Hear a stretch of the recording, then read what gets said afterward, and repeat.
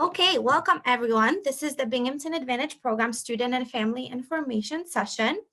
We'll be beginning in just a moment, but I just wanted to remind everybody the Q&A section is dedicated for all of your questions, and we have staff available from housing, from transportation, advising, and later from financial aid and student accounts to answer any of your questions.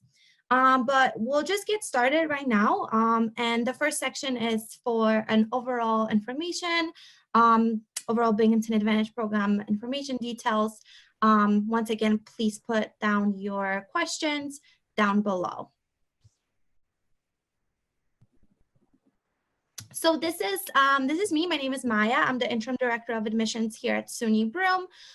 If you ever need to talk with me, here's my information so that you can reach me. But I can also provide my my own email address in the Q&A section. And my name is Raleigh Buchanan. I serve as the Assistant Director for the Binghamton Advantage Program and Transfer Student Services at Binghamton University.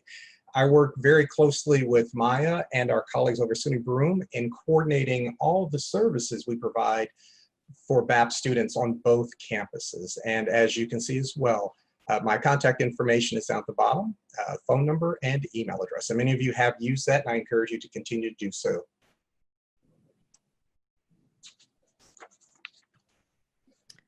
Okay, so here is the program for today. So we'll have the general information session, important need to knows and reminders. We just want to make sure that you guys have all of the up-to-date information.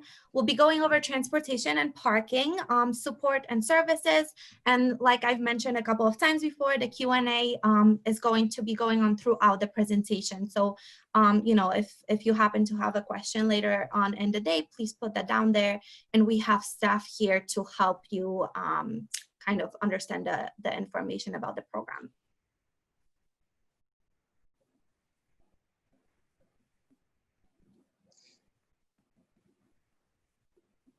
One thing as we begin, I want to make sure everyone's aware, we all know where we're at right now with COVID. We see what's happening around us. As of the month of July, this New York State, as well as the State University of New York, has approved both institutions and their reopening plans or restarting plans for the fall. Of course, you know, with best laid intentions, this is what our intentions are for the fall for BAP students, Binghamton students, and SUNY Broome. But it's important to understand that, you know, we're following city guidelines, city, county, and state guidelines, and of course the directives of our health professionals. So the information we are presenting today is the best information that we have for today. But please understand that if things change, there may be some changes to the plans down the road, but our goal is that students will be starting off the fall semester in August on our campuses, and we'll move forward from there. But if you have not had a chance to read either institution's reopening or restarting plans, I encourage you to do so at your leisure in the near future. All right, so just a little snapshot about SUNY Broome. So we're a two-year institution. We're located approximately 15 minutes away from Binghamton University. We have 70+ degree programs, and our student to faculty ratio is 70:1. And we'll talk a little bit more about how the two institutions work together, but we just wanted to give you a little snapshot. We have other pathways. Binghamton University is our biggest one since they're right around the corner. But our programs are also very focused, A, on transferring, but also B, on providing students an opportunity to transition right into the workforce. So understanding how BAP students navigate two institutions. So on the left, you'll see in green, Binghamton University. On the right, you'll see SUNY Broome. So I'm going to speak to what students will experience at Binghamton University. So new student orientation, a number of students have gone through our virtual orientation or are scheduled to go through our last one that's coming up at early next week. On the Binghamton campus, students are housed. That's where they live and that's where they eat for those that will be living on campus, which is approximately 80 to 90% of the participants in the program. Transportation and parking, of course, is coordinated on the Binghamton campus through our transportation and parking services. And we do have a representative on for us during the first hour to answer any questions that there may be. And then also we have a number of BAP activities. Now again, this is all written in a pre-COVID world. We are still trying to understand and figure out what our BAP activities will be for this upcoming year. They will take place, they will occur, but we ourselves are navigating what that will look like for students as they start the fall semester. Right, and on the right side, we have the SUNY Broom.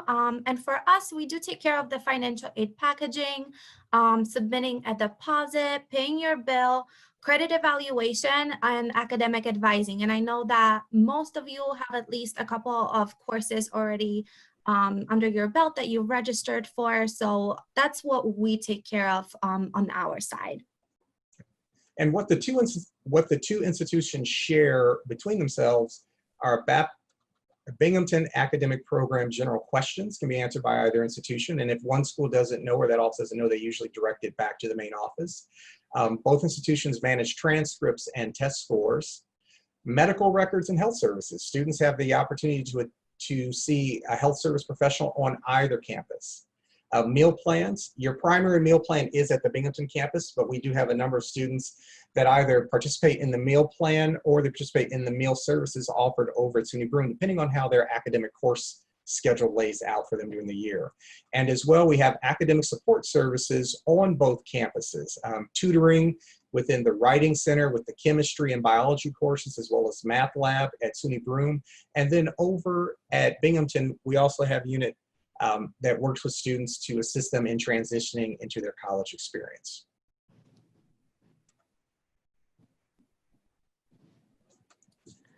So need to know financial aid and scholarships. I know that a lot of you have questions. So more detailed information will be available at the financial aid presentation beginning at 3 p.m. So that's we'll leave that information for the professionals to share. And also final high school transcripts. So Riley mentioned transcripts in the previous slide.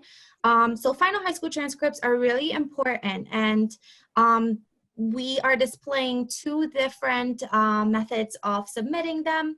For SUNY Broome, the best and quickest method is electronically. So if you can ask your guidance counselor to directly send them to transcripts@sunybroome.edu, that's usually how we take care of our transcripts, but you can also mail them in. And for Binghamton University, you see that they also have electronically their email address displayed. So that's a really important step when it comes to enrolling. And I know that most of you have already graduated, so those transcripts should be coming in pretty shortly. But I just wanted to put it in here just to keep it on everyone's radar that those final high school transcripts need to be submitted soon.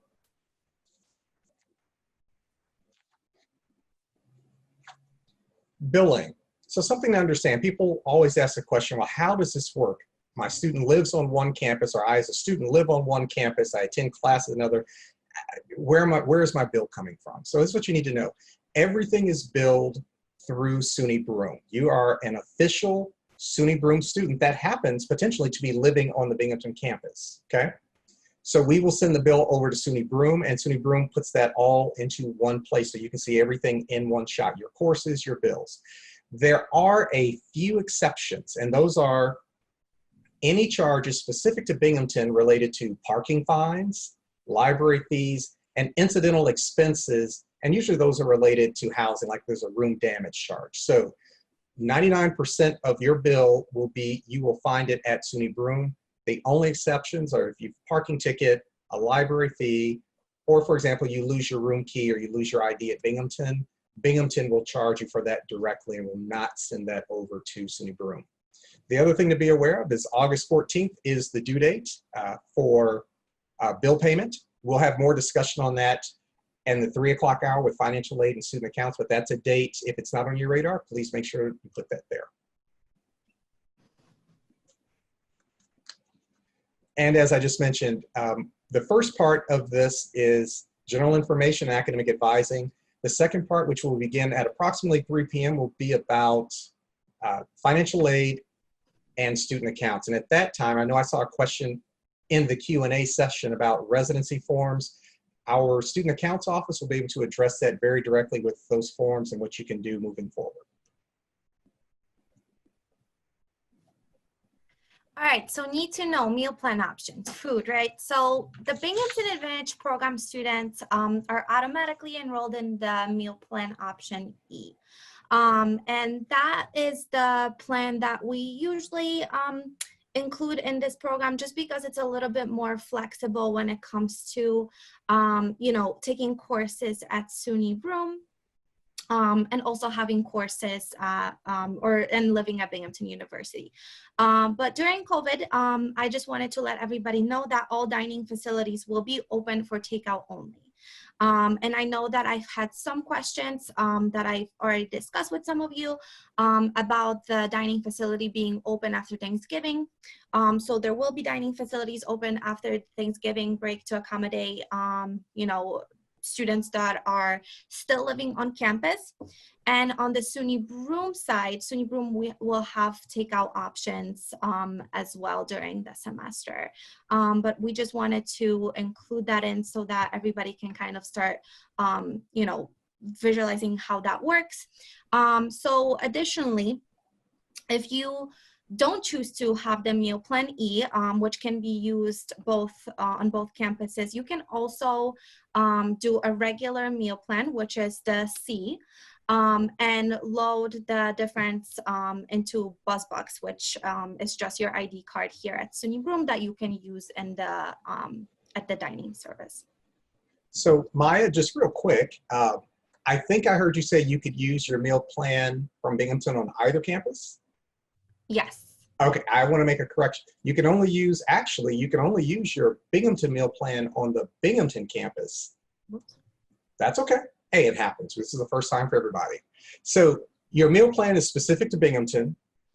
Your email plan, or whichever one you choose, you can use on the Binghamton campus. As you can see, there's a difference of about $238 between the C and E plan. And what we ask students to think about is if you find that you have an in-person class straight through lunch, the difference of that $238, maybe put $50 on your BuzzBox, or you can use a debit card, and you can you pay for what you eat. So if you just want a slice of pizza, you're only going to pay for a slice of pizza. If you just want to buy an apple for 50 cents, you've got money on your BuzzBox, so you can use your debit card or take change out of your pocket if there's change left when we start the school year. And so that's how you can pay. You know, those are some of the ways you can pay. But I just want to clarify, they are two separate meal plans at each institution. But that's okay, Maya. Don't worry about it. I got you. Thanks, Riley. No problem.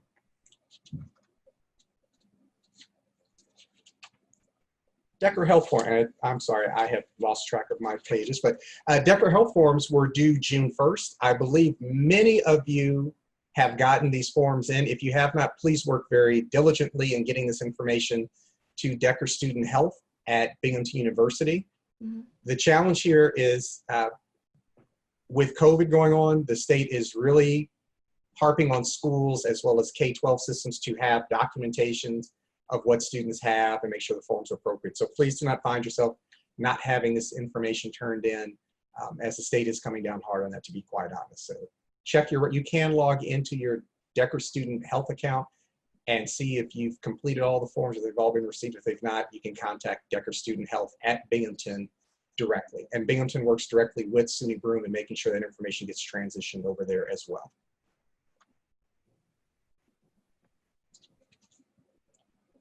Transportation. So it's always a big question. And I'm going to say this, just please know up front, I'm going to say this based on the fact this is what we know today. And we do have transportation professionals on the line with us as well. So the primary way in which students get back and forth between the two campuses is what we call BC Transit number 9. It is a SUNY Broome bus. In the morning, it is public transportation, but in the morning we have two buses. They start departing campus at 7:25. They leave every hour at 25 after until 5:25 in the afternoon. With two buses in the morning, because of the volume of students we have going over, one is a local route. It stays on all surface streets and takes 25 minutes to arrive at SUNY Broome, so you're there by about 5 minutes before the hour. And the second bus is an express, and it does jump on the expressway, and it arrives at SUNY Broome in about 15 minutes. So We have two buses from 7:25 to 11:25, and then we go down to one bus beginning at 12:25 in the afternoon. And then in the afternoon, or then when the buses return to campus, they leave SUNY Broome at 5 till the hour, and then they usually arrive back on campus at 20 after the hour. So it's about a 5-minute break between arrival and departure on each campus. That is the primary means by which students get back and forth. You've already paid for this in your student fee, so all students will need is their student ID card, and they will swipe when they get on the bus.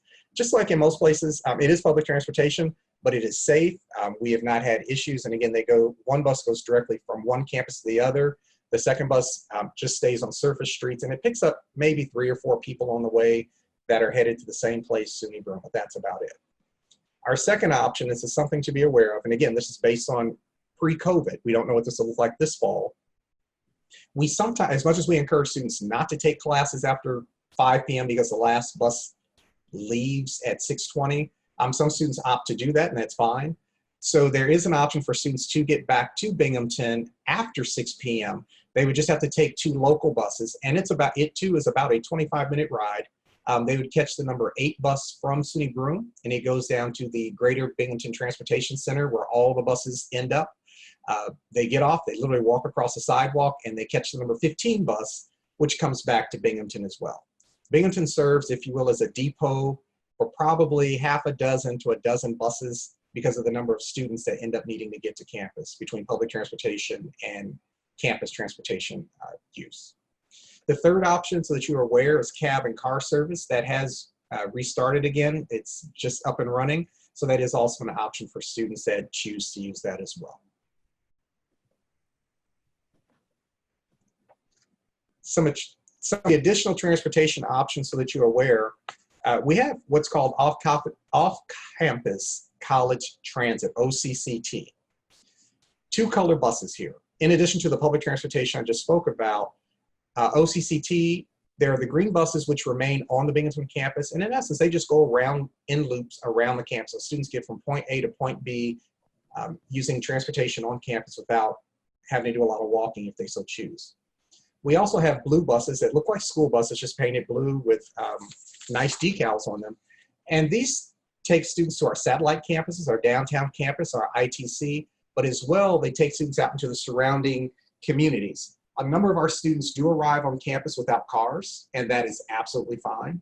These buses will take them to Target, the Walmart, Oakdale Mall, Wegmans grocery store. So when students think, I don't know how I'm going to get around, we do have transportation, both BC Transit, which scores of our students use. I ride them as well myself, but as well, we also have the blue buses through OCCT. And all students have to do to ride the buses, again, use their ID card. They'll tap a gray box when they get on and go have a seat. What I will say at this point, transportation is still waiting for guidance or working with the guidance they're receiving from both the county and the state on how many passengers they can have and what that's going to look like. And I know they are in conversations about that right now. So we will have the buses available. We just don't know at this exact moment what those transportation modes will look like when it comes to the number of passengers on them. Our second option is the Greater Binghamton Transit Center. This is where a number of our students use Coach USA, Megabus, Greyhound, and Trailways to get around either from Binghamton back downstate, from Binghamton out to Albany, or out to Buffalo, or any place in between. So that has reopened in recent weeks and is an option, again, that a number of our students do use.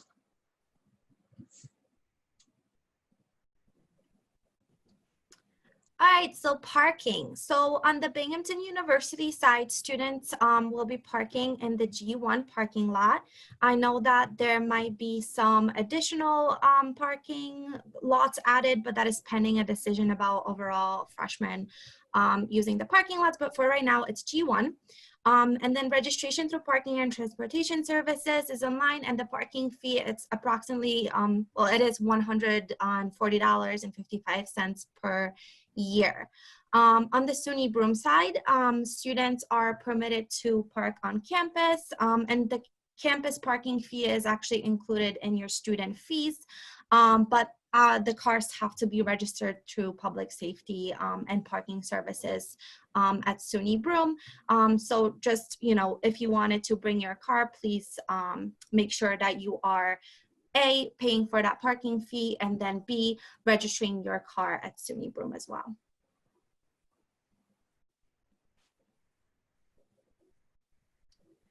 And the Accessibility Resource Office. So we just wanted to mention this just because it's really important. So this office at the SUNY Broome campus, it provides pathways and services for students with disabilities through services, strategies, and accommodations. So we just wanted to give their contact information because all of this takes time, right? So if you needed any assistance, especially right now during the COVID climate, we definitely need to know about it. So we just wanted to contact to give you the contact information for that office so that you can make those accommodations for the students.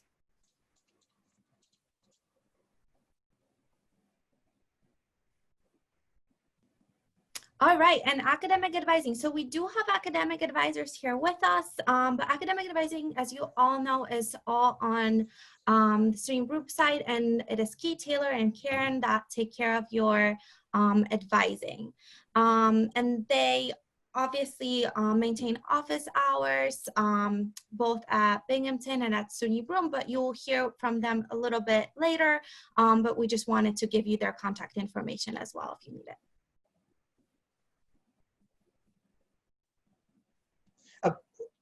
Although we've gone to the next, I want to say something about academic advising. As you saw, Kate, thank you very much. As you saw, Kate and Karen are listed there.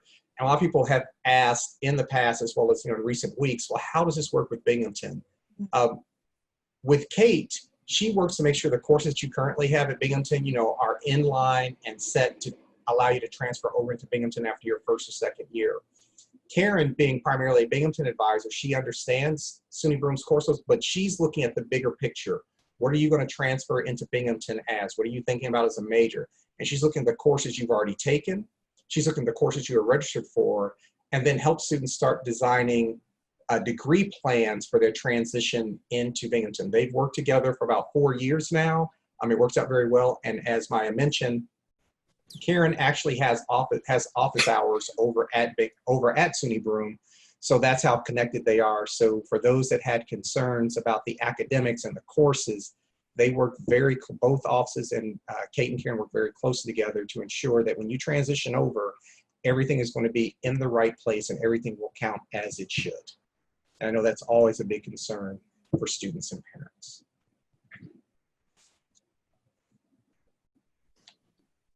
So services. So the Binghamton Advantage Program Office, this is what we do on a regular year. We provide day-to-day operations, and we liaison probably with about 8 to 10 different offices between the two campuses. During the fall, for sure, we try to meet one-on-one with every student to ask, work on their transition. How are they doing? What can we do to assist? Normally, we do provide educational social events and activities for our BAF students, as well as provide assistance, advocacy, outreach, and support. Again, given what's happening with COVID, it's still our goal. We will still do our day-to-day operations. Our goal is to still meet one-on-one with our students. We just may have to do that a little differently.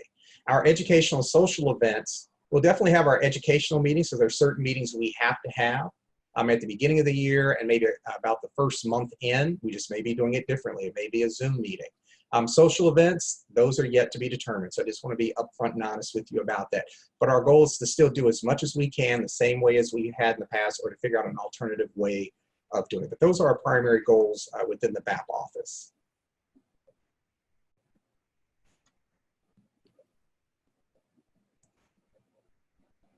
Okay, counseling and health services. So we just wanted to let everyone know to keep this in mind that counseling services are available on both campuses. So right now, as Riley mentioned, the climate is a little bit different, so students might need to use counseling services. I can provide everyone with the information for SUNY Broome, just some contact info, but services are available for transfer counseling, for personal counseling, and I know that for right now they're doing them virtually, but you can always sign up for those on both campuses, on both sides. Right, and this has been a large topic for both institutes, for all college students around the country. So we have University Counseling Center, and again, BAP students can use services on one or both campuses. That is absolutely fine. Maya, what I will do, and to the larger audience, I will actually add to our contact page counseling service contact information. So that way you have a direct link to those offices, as well as contact information. And something to be aware of, these offices have been working since March directly with students and families who have had to transition, from school to home. They may be struggling or just having a hard time. They continue to do that work. And if you find at any time that your son or daughter or you student may need this assistance, you've already paid for it. All you have to do is access it. It is there for you. But I will have it added to the contact page within the next few days as a direct resource for you.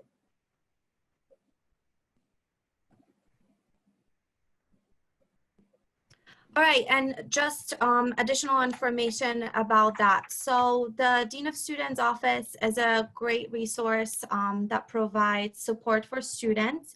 So on both campuses, we have the care team, students of concerns, and we definitely collaborate efforts between campuses to make sure that your students are being provided with the best services. So for the student of concern, usually that can be a concern from a faculty member, but it can also be a concern from a family member or from classmates. So we just wanted to let you know that that's something that is available on both campuses, and we definitely take seriously when it comes to having discussions between Raleigh and myself and the two campuses to provide students with the best services.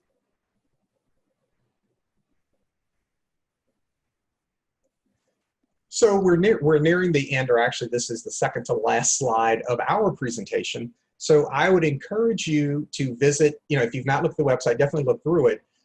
But if you've now realized you need to contact certain offices, definitely look at our contact page on the BAP website, because that will give you direct emails to that office as well as contact numbers. It's okay if you contact our office at the phone number and the email below, but it will just delay you because it takes me about a day to get back to everybody, and I do redirect you to the appropriate office. So if you want to start with that contact page, that would be very helpful. But if you're not sure where to go, then feel free to contact our office, and I will either answer the question that you have if I am able to, if it's within my lane of knowledge. If it is not, I will then direct you to the appropriate office. So with that, Maya, do you have anything else you'd like to share? No, I was just going to add that you are more than welcome to also contact SUNY Broome. The admissions office is open every day from 9 to 4 p.m. And you can either call us or email us, and we'll also direct you to whoever that you need to speak to. Okay. Well, with that, we thank you for your undivided attention. And up next, we're going to have academic advising. And then if we end early, we will have a break, but promptly at 3 o'clock, we will start with the financial aid and student accounts. But for right now, I will turn it over. Our wonderful Justine will switch slides, but I will turn it over to Ms. Kate Taylor, who is being supported by Karen Cummings in academic advising.